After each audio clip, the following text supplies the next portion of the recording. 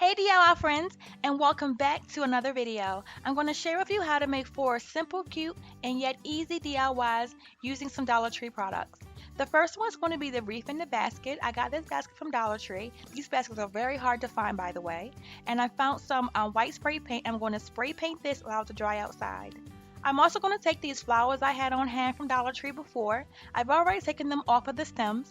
And now I'm going to grab my small hot glue gun, apply 3 beads of paint, and then affix the leaves on the back of these flowers. This will look perfect when I align them all around to make the wreath going forward.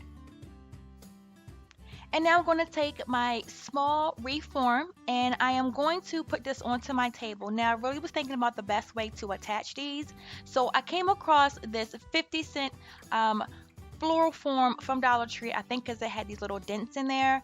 This was perfect, so I got me a little knife and I am cutting small pieces out of this big circle so that I can apply it onto this wreath form so my flowers can be held inside of it. That's like the best idea I had, and I am going to be using hot glue for this as well.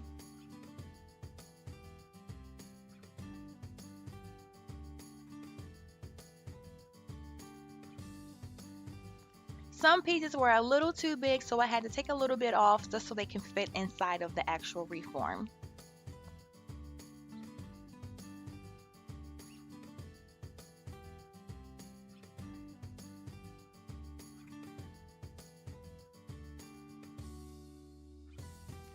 Now it is time to attach the flowers to the foam pieces to the wreath. I wanted to make sure I had all the pieces already pre-cut just so once I start making this wreath, I can just get everything done without stopping to prep anything else.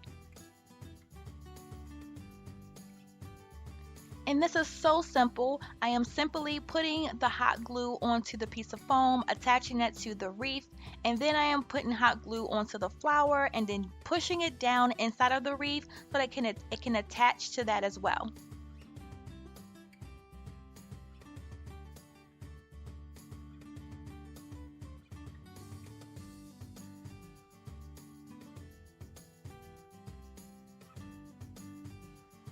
Okay, so now that I have attached everything to this wreath form, I want to make sure that nothing falls off.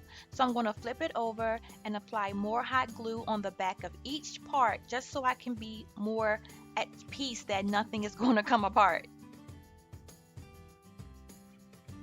Now I am just grabbing something that is small enough that I can sit my wreath on top of. I had these really small white zip ties lying around, which was perfect so that I can attach the actual wreath form to the basket. So I'm just putting them in random spots around the circle, and then I'm gonna get my scissors and cut off the ends, and that is it.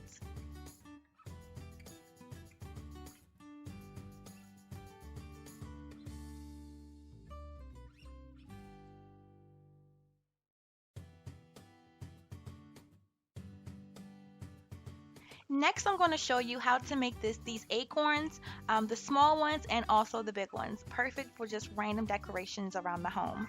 I got this cut out from Dollar Tree, and my initial idea was to wrap the top part and then color the bottom part. So what I'm going to do is I'm going to get this brown twine I had and get my hot glue gun and then attach the twine and wrap it around the front and the back of this acorn all the way to the top.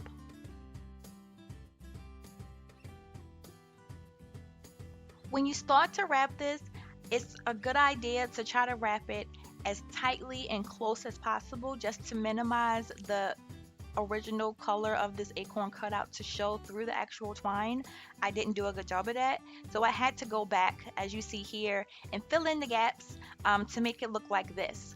And now that everything is 100% like as closed off and not really seeable as possible, I'm getting my small little scissors from Dollar Tree as well and cutting off those little frays of hairs that the brown twine loves to produce when you're using it. I decided to spray paint the bottom part of this metallic gold, and then we're going to move on to the smaller ones, which is going to be using some Easter eggs from earlier this year. I'm going to pop off the bottom of a few of them so that I can spray paint the bottoms, and I'm also going to use twine once again to help wrap the top part of the Easter eggs for the look of acorns using some hot glue. Same method as I did with the actual cutout. Tightly and very close so that the color of the orange is not going to peek through as much. So once I'm done snipping all these extra hairs off, I'm going to get my brown acrylic paint, and then I'm going to get me a little sponge, and I'm going to apply this to the tip of this old Easter egg so that it can resemble the little stem that the acorns have. Going to allow that to dry, and then I'm going to move on to the other end of another Easter egg. This one I want to apply some glitter to, so I found that using a stick of glue to go on the base of the egg is perfect first. I tried the other way of using spray glue. It did not work well, so I just push it all around as much as possible, and then I'm going to come back with the spray glue I had initially tried with to help fill in all the other gaps. Make sure that's really, really wet, and then I'm going to sprinkle it all around. I'm not going to slide it because this time it's going to move if I do it because it's already wet. Allowing that to dry by kicking off some of the extra ones, and then applying another thing of glue just so I can seal all that glitter. And here is the end result.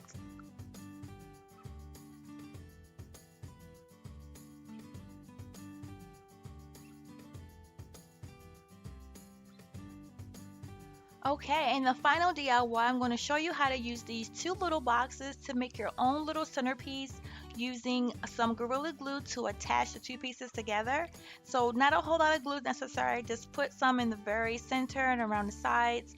And then I'm going to take my little clamps I got from Dollar Tree as well. I'm making sure that these are aligned center as possible, and then only applying 3. You don't need many because these boxes are very, very small.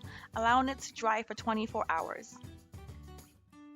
24 hours has passed, and now it's time to stain the box. I will be using some stain I already had in the house and some oak color, and I also stained the inside as well. And now I'm going to get the Dollar Tree thankful sign, and only going to put 2 or 3 beads of glue onto the bigger letters and apply it directly to the side of the box.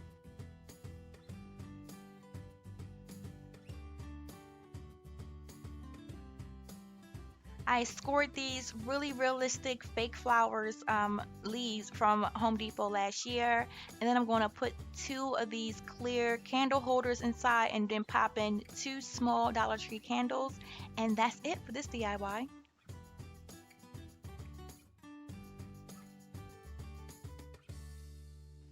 I really hope you enjoy my DIYs. Let me know which one you like. Have a good one, everyone.